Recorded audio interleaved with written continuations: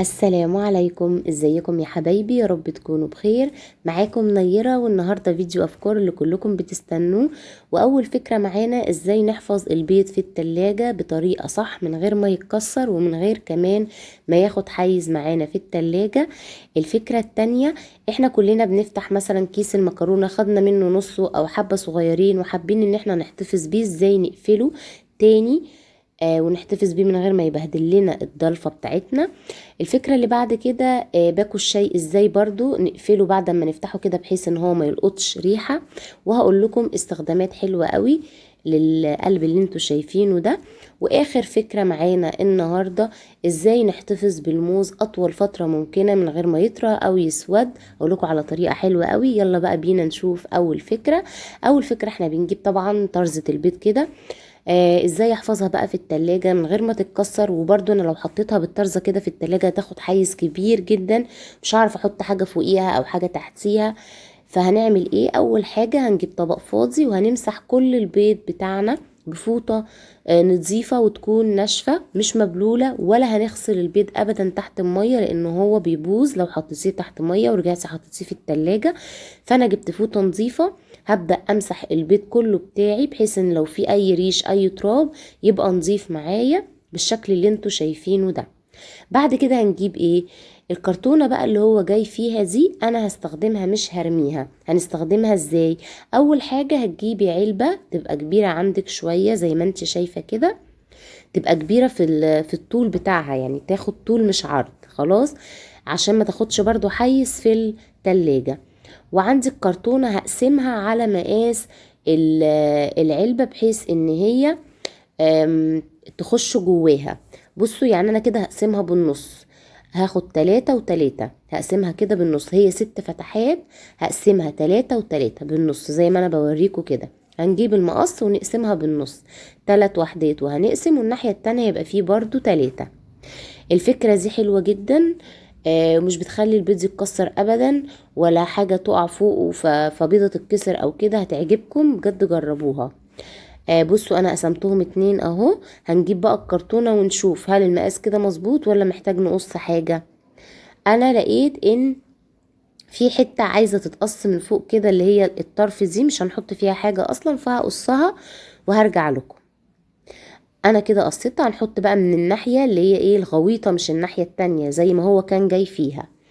هنبدأ بقى نرص البيض كده زي ما انتوا شايفين، وهخلص اول صف زي ما انتوا شايفين بالطريقة دي، وهجيب تاني كرتونة لان احنا قسمناهم 2، هحطها فوقيها برضو من الناحية الغويطة مش من الناحية دي زي ما هو كان محطوط فيها.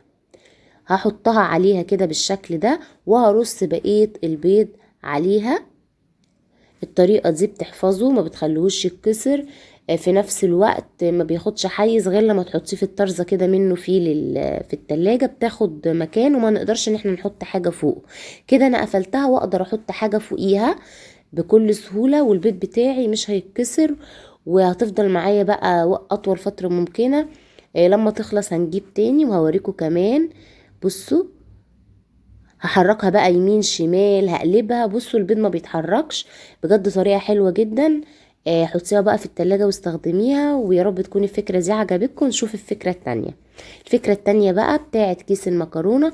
انا لما بفتحه انا هفتحه مثلا وهاخد منه نصه لان مش هعمل كمية كبيرة، وهوريكم احتفظ ببقية الكيس ازاي من غير ما نبهدل الدنيا. بصوا انا خدت مثلا الكمية دي انا هعملها، والباقي خلاص انا مش عايزاه فهحطه كده وهو مفتوح هيبهدل لي الدنيا. هعمل ايه؟ هنقفله بطريقة سهلة جدا. انا عندي السكينة بتاعتي اللي بستخدمها في قفل الاكياس، مسخناها كويس جدا على النار، وهتك عليها جامد كده وهسحبها. الكيس معايا اتقفل بكل سهولة يا بنات. بصوا هقلبه لكم كمان على وشه، شايفين؟ بصوا ما بيقعش ازاي.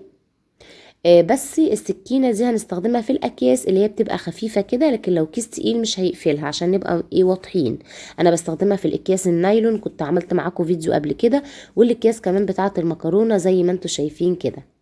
طيب كيس الشاي الربع كيلو لما بنفتحه طبعا ونيجي نقفله تاني ممكن يلقط منا ريحة. انا هقول لكم على طريقة حلوة جدا جدا وسهلة مش هتخليه يلقط اي ريحة، وفي نفس الوقت هتبقى محكمة الغلق. انا كده خلاص خدت الكمية اللي انا عاوزاها وعايزة اقفله. هنقفله بايه؟ بالشاليمو. الشاليمو دي هنفتحها كده من النص بالطول لحد الاخر. انا بقيس بس عشان اخد مقاس، لقيتها مقاسها مظبوط. هنجيب بقى المقص ونفتحها كده لحد الاخر، يعني هفتح من طرف واحد بس لحد الاخر بالشكل اللي انتوا شايفينه ده. بصوا كده اتفتحت كده بالطريقة دي. هجيب بقى باكو الشاي بتاعي وهتنيه تانية لجوه، واطلع الاول الهواء كله زي ما انتوا شايفين منه، واتنيه تانية لجوه كده، واجيب الشاليمو وهدخلها فيه. بس كده خلاص.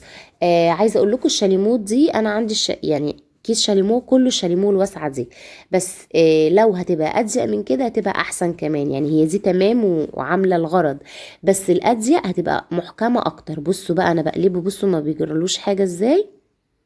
فحاولوا مثلا بشاليمو بتاع عصير او كده تقفلوه بيها، تبقى احكم كمان من دي. دي بقى انا جايباها ب10 جنيه من عند اي محل بيبيع ادوات منزلية. تغسلي بيها الخضار او الفاكهة، تحفة يا بنات بجد. بتطلع اي اوساخ لان فيها زي فتحات صغيرة كده، فانت بتدعكي بيها الفاكهة او الخضار بتاعك، بتطلع لك اي حاجة فيه لازقة، اي طينة. بجد حلوة قوي وب10 جنيه رخيصة. فانا حبيت افيدكم واقول لكم ان انتوا لو لقيتوها في اي محل ادوات منزلية هاتوها، بجد هتفيدكم. انا بوريكم ان الحاجات اللي فيها البذوذ اللي فيها دي بتنظف بكل سهولة، واي طينة او اتربة بتطلع ورخيصة. فبجد لو لقيتوها قدامكم لازم تشتروها. اخر فكرة بقى ازاي نحافظ على الموز بتاعنا ان هو ما يسودش او جلدته تطرى او حتى يضرب من الجناب كده. هقول لكم على فكرة حلوة جدا، واكيد كلكم شفتوها قبل كده، بس انا بقولها للي ما شافهاش. الحتة دي احنا بنحط عليها ايه؟ بنحط ورقة فويل بنغلفها بيها كده، فلحد اخر موزة هتاكلي الموز من غير ما يكون ضارب او بايظ او مسود، هيفضل محتفظ بشكله زي ما انتوا جبتوه اول يوم. انا بقى هغلفها كويس جدا كده العنقود بتاعه، لان هو ده لما بيوصل له الهواء بيخلي الموز بتاعنا يطرى. فانا هحتفظ بيه كده زي ما انتوا شايفين. برضو الموز بيلم هموش كتير جدا، فحاولوا بقى تحتفظوا بيه في التلاجة، او لو هتحطوه في المطبخ هتغطيه بفوطة عشان ما يلمكيش اي هموش زي ما انتوا شايفين كده.